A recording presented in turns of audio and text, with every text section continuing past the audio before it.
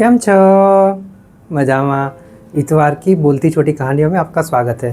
मेरे दोस्तों और मित्रों, ऐसा कहा जाता है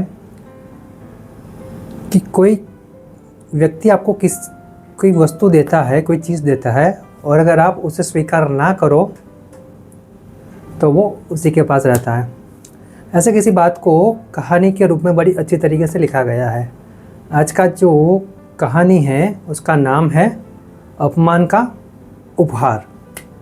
ये कहानी जीवन की भेंट नाम की पुस्तक में लिखा गया है और ओएसिस पब्लिकेशन हाउस है, उसने ये जीवन की भेंट नाम की पुस्तक छापी है। और ओएसिस मूवमेंट नाम का जो एनजीओ है उसका ही ये पब्लिकेशन हाउस है। और ओएसिस मूवमेंट नाम का जो एनजीओ है उसका मुख्य तौर पे जो काम है वो युवाओं और तरुणों के लिए चारित्र घड़तर के विकास के शिक्षण के ऊपर काम करना और युवाओं को प्रोत्साहित करना। बस ऐसे ओएसिस मूवमेंट नाम को एनजीओ के ओएसिस पब्लिकेशन हाउस की जो पुस्तक है जीवन की भेंट, उसमें से यह कहानी है अपमान का उपहार। ये कहानी बहुत पुरानी है, बरसों सालों पुरानी है। ये बात भगवान बुद्ध के ज़माने की है। एक बार भगवान बुद्ध एक गांव से दूसरे गांव की ओर जा रहे थे। जैसे ही गांव में उन्होंने प्रवेश किया, सामने से एक युवान चिल्लाता हुआ उनके पास आया और चिल्लाने लगा। मुख्य तौर पे भगवान बुद्ध को ही वो बोल रहा था कि आप पाखंडी हो, आप सत्य के साथ नहीं हो, आप झूठ का फैलावा करते हो, आप घमंडी इंसान हो। इतनी सारी ढेर सारी वो नकारात्मक बातें वो भगवान बुद्ध के बारे में कह रहा था। भगवान बुद्ध वो लड़के को देख रहे थे, युवान को देख रहे थे। भगवान बुद्ध ने देखा कि वो युवान बहुत गुस्से में था और अनप शनाप बोल रहा था। जैसे ही वो लड़का थोड़ा शांत हुआ, भगवान बुद्ध ने कहा कि क्या मैं आपसे एक बात पूछ सकता हूँ? वो लड़का उस लड़के को ज़रा हैरत हुई और उसने आश्चर्य वाले भावों से भगवान बुद्ध से कहा कि पूछो, आप क्या पूछना चाहते हो? भगवान बुद्ध ने कहा कि आप अभी युवान हो, मैंने देखा है कि आप अभी गुस्से में हो, बहुत मुश्किलों में हो। तो मेरा यहाँ पे सिर्फ मैं आपको एक ही बात भी पूछ रहा हूँ कि अगर आप किसी व्यक्ति के लिए कोई उपहार खरीदते हो, आप उस व्यक्ति को वो उपहार देते हो, और अगर सामने वाला जो व्यक्ति जिसको आप उपहार देना चाहते हो वो अगर उपहार नहीं लेता है तो उपहार किसके पास रहेगा? वो युवक बोला कि निश्चित तौर पर जो उपहार दे रहा है उसी के पास रहेगा।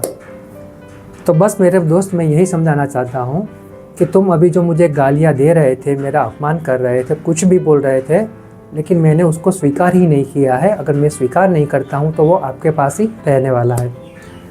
और आगे भगवान बुद्ध ने बताया कि मेरे दोस्त, सबके जीवन में मुश्किलें आती है, परेशानियाँ आती है, लेकिन उसका मतलब ये नहीं है कि अपना गुस्सा दूसरों के ऊपर निकाले और अपना जो चाल चलन है उसको बिगाड़े। यहाँ पे जो बात है हमारे चारित्र की है, हमारे जीवन की है। अगर हम इसी तरह से दूसरों के ऊपर गुस्सा करेंगे तो हमारा चारित्र ही खराब होगा और हम जीवन में कभी भी विकास नहीं कर पाएंगे।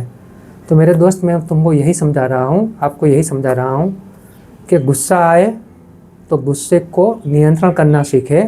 अपने आप को इस तरह से तैयार करें कि जिससे कोई नकारात्मक चीज़ आपके पास करीब आए भी नहीं, और आए तो वो दूर से भाग जाए।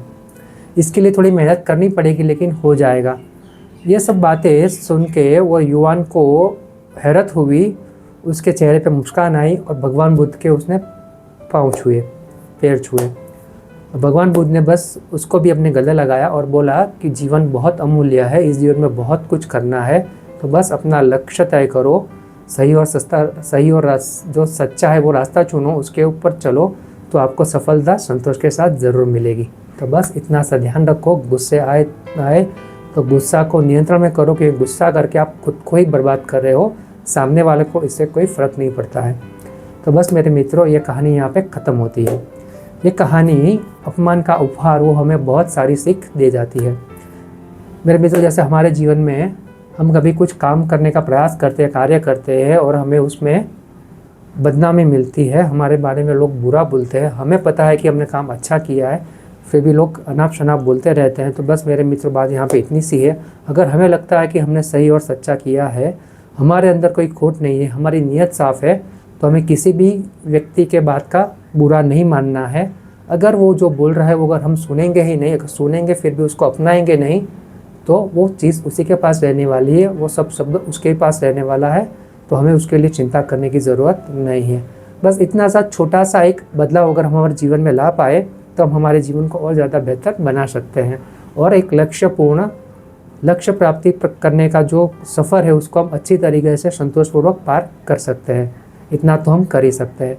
अब मेरे मित्रों, मिलेंगे हम अगले इतवार को। उससे पहले मेरी आप सबसे एक विनती है कि आज के इस नकारात्मक भरे जीवन में सकारात्मकता फैलाने की बहुत ज़्यादा ज़रूरी है। उसके लिए मैंने एक प्रयास किया है कि मैं अपनी तौर से इस तरह की सकारात्मक जो कहानियाँ हैं, हर इतवार को एक छोटी कहानी आती है। इसके अलावा हर रोज़ सुविचार आते हैं, हर रोज़ सुविचार है, कोटेशन है, बहुत सारी महत्वपूर्ण बातें हैं, विद्यार्थियों, शिक्षक और माता पिता को उपयोगी ऐसा एग्ज़ाम की ऐसे की जैसे, रिजल्ट की ऐसे की जैसे सकारात्मकता से भरे हुए वीडियोस है। ये वीडियोस मैं अपने यूट्यूब चैनल नीलुड मूवमेंट के ऊपर अपलोड करता हूँ और एक पॉजिटिविटी की चेन को आगे फैलाने में अपना प्रयास करता हूँ। तो बस मेरे मित्रों, आपसे यही गुजारिश है कि आप इस मेरी सकारात्मकता को चेन को आगे बढ़ाएं, और भगवान ना जाने किसी को कहीं पे अगर सकारात्मकता की कोई अच्छी बात की ज़रूरत हो, उसके तक पहुँच जाए तो उसका जीवन भी सुधर सकता है, बदल सकता है। तो बस मेरे मित्रों, मेरी आपसे यही विनती है कि मेरी इतनी मदद तो आप ज़रूर करें। मुझे विश्वास है कि आप करेंगे ही। अब हमारे मित्रों, मिलेंगे हम अगले इतवार को। अगले इतवार की बोलती छोटी कहानी का नाम है समय का वजन। अब मेरे मित्रों, मिलेंगे अगले इतवार को। अगले इतवार की बोलती छोटी कहानी का नाम है समय का वजन। तो मिलते हैं अगले इतवार को, तब तक के लिए आवजो।